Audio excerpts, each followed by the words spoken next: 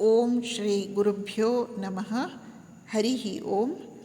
ಶ್ರೀಮಾತೆಯವರು ಒಂದು ಬಾರಿ ಹೇಳುತ್ತಾರೆ, ಈಗ ಶ್ರೀರಾಮಕೃಷ್ಣರು ಬಂದು ನಮಗೆ ಭಗವಂತನ ಸಾಕ್ಷಾತ್ಕಾರವನ್ನು ಬಹಳ ಸುಲಭ ಮಾಡಿ ಕೊಟ್ಟಿದ್ದಾರೆ. ಯಾರೇ ಆಗಲಿ ಈ ಯುಗದಲ್ಲಿ ಸ್ವಲ್ಪ ಸಾಧನೆ ಮಾಡಿದರೂ ಸಾಕು, ಭಗವಂತ ದೊರೆತು ಬಿಡುತ್ತಾನೆ. ಇದು ನಮಗೆಲ್ಲ ಅದ್ಭುತವಾದ ಭರವಸೆ. ಶ್ರೀರಾಮಕೃಷ್ಣರು ಬಂದು ಸಾಕ್ಷಾತ್ಕಾರದ ಮಾರ್ಗವನ್ನು ಸುಲಭಗೊಳಿಸಿಕೊಟ್ಟಿದ್ದಾರೆ. ನಾವು ಸ್ವಲ್ಪ ಸಾಧನೆ ಮಾಡಿದರೂ ಸಾಕು, ಆತ್ಮಜಾಗೃತಿಯಾಗುತ್ತದೆ. ಶ್ರೀರಾಮಕೃಷ್ಣ ವಚನವೇದ ಗ್ರಂಥದಲ್ಲಿ ಕೂಡ ಶ್ರೀರಾಮಕೃಷ್ಣರು ಲೇಖಕರಾದ ಮಾಸ್ಟರ್ ಮಹಾಶಯರಿಗೆ ಹೇಳುತ್ತಾರೆ, ನೀನು ಸ್ವಲ್ಪ ಸಾಧನೆ ಮಾಡು, ಜಾಗೃತಿಯಾಗಿ ಬಿಡುತ್ತೆ.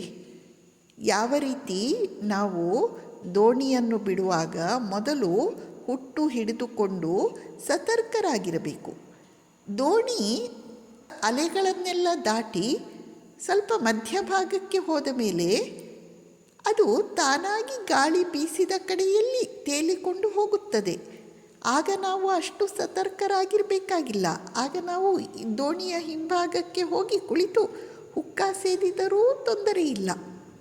ಹಾಗೆಯೇ ಸಾಧನಾವಧಿಯ ಆರಂಭದ ವರ್ಷಗಳಲ್ಲಿ ನಾವು ಸ್ವಲ್ಪ ಭಕ್ತಿ ಶ್ರದ್ಧೆಯ ಜೋರಿನಿಂದ ಕೂಡಿ ಸಾಧನೆ ಮಾಡುವುದಾದರೆ ಭಗವಂತ ವಿಶೇಷ ಅನುಗ್ರಹ ಮಾಡುತ್ತಾನೆ ಎನ್ನುವುದು ಶ್ರೀಮಾತೆಯವರ ಈ ಮಾತಿನ ತಾತ್ಪರ್ಯ.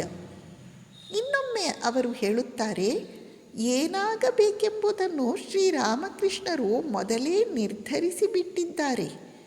ಅವರಲ್ಲಿ ಸಂಪೂರ್ಣವಾಗಿ ಶರಣಾದರೆ ಅವರೇ ಎಲ್ಲವನ್ನೂ ನೋಡಿಕೊಳ್ಳುತ್ತಾರೆ. ಆದರೆ ಎಲ್ಲವನ್ನೂ ಸಹಿಸಿಕೊಳ್ಳಬೇಕು. ಮುಂದೆ ನಮಗೆ ಯಾವ ಆಧ್ಯಾತ್ಮಿಕ ಜಾಗೃತಿ ಉಂಟಾಗಬೇಕು ಅದನ್ನೆಲ್ಲ ಶ್ರೀರಾಮಕೃಷ್ಣರು ಮೊದಲೇ ನಿರ್ಧರಿಸಿ ಆಗಿದೆ. ಅವನ್ನೆಲ್ಲ ನಮಗೆ ಅವರು ಅನುಗ್ರಹಿಸುತ್ತಾರೆ.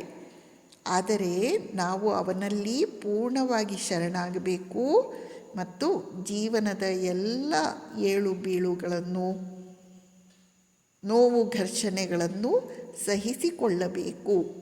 ಇನ್ನೊಂದು ಕಡೆಯಲ್ಲಿ ಶ್ರೀಮಾತೆಯವರು ಹೇಳಿದ್ದಾರೆ, ಶ್ರೀರಾಮಕೃಷ್ಣರು ಶ ಎಂದು ಹೇಳುತ್ತಿದ್ದರು. ಅಂದರೆ ಸಹಿಸು.